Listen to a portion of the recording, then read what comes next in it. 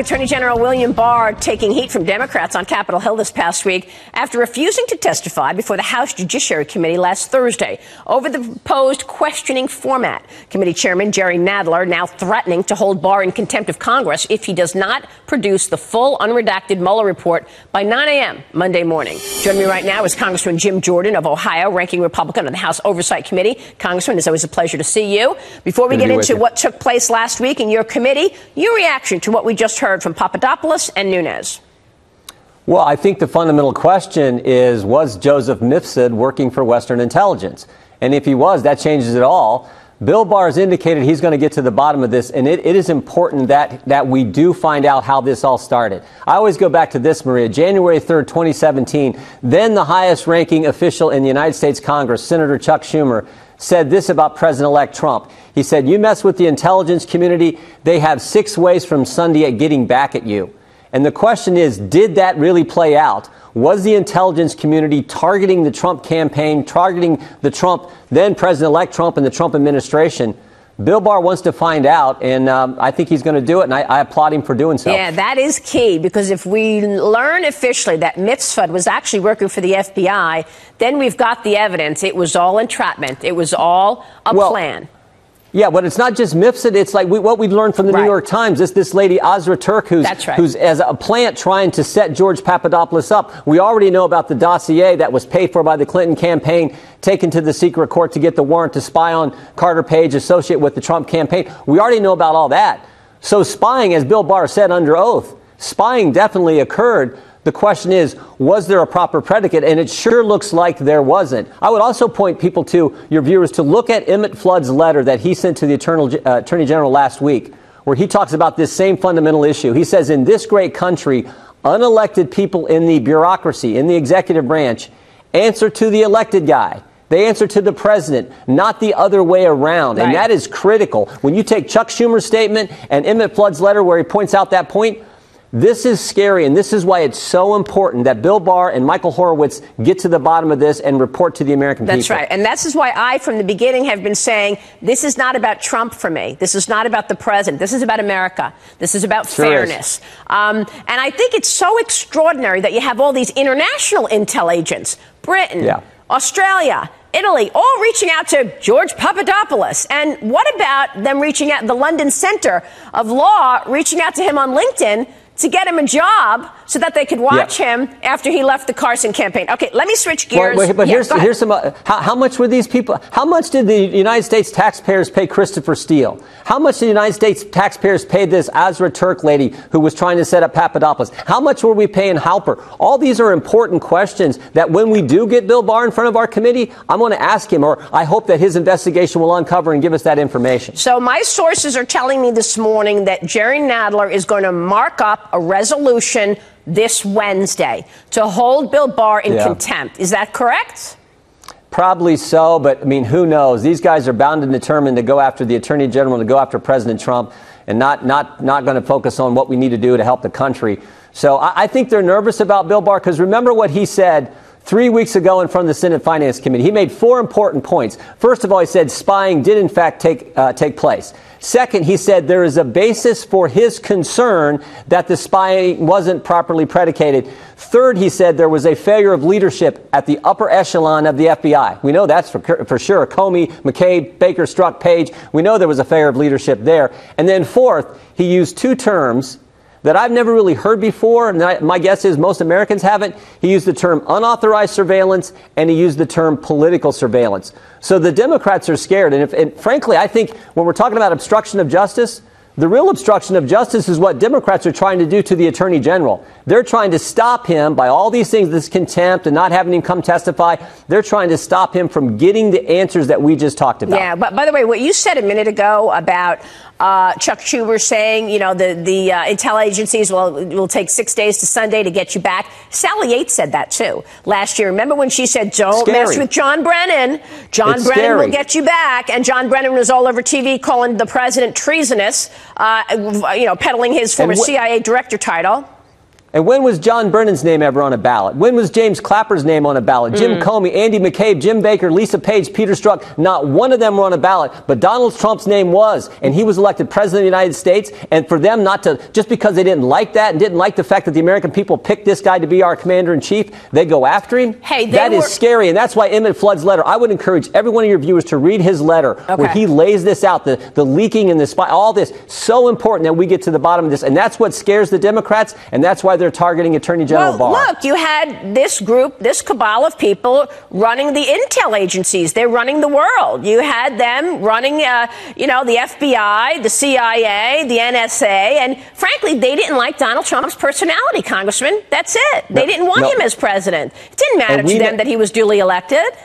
And Maria, we now know they misled people twice. They misled the FISA court when they took the Clinton campaign's paid-for document where they paid the law firm Perkins Coie, who then hired Fusion, who then went and hired a foreigner, Christopher Steele, to put this garbage document together, the dossier that became the basis for that. And we also learned last week that with this person they planted to go after George Papadopoulos, they were trying to mislead there too. This was how this all started. And if we now learn that MIFSID was also working as a Western intelligence asset, that is scary. And so this is why this investigation extraordinary that Bill Barr has said he's going to do is so important. Real quick, I got to get to immigration, but real quick, do you have a date for Bob Mueller to testify in front of your committee? He was supposed, I know that they've offered sometime in May.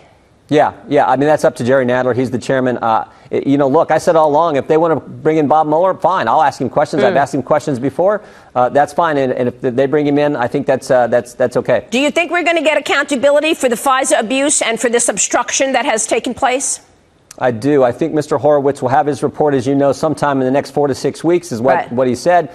I look forward to reading that. Michael Horowitz has done good work in the past. I expect another good report from the Inspector General. All right, let me move on, because last week Sunday Morning Futures was privileged enough to become the only program to be able to broadcast an entire show from the busiest border crossing in America, and that is El Paso. And what we saw was just stunning. Children putting in incredibly difficult, terrible positions. Then we found out, we got confirmation that there's a renting of children program going on in El Salvador, in Honduras, Guatemala, where people are renting their kids, giving the kids to people so that they could cross the border, then sending the kids back. Here's what the mayor of El Paso told me. Watch this.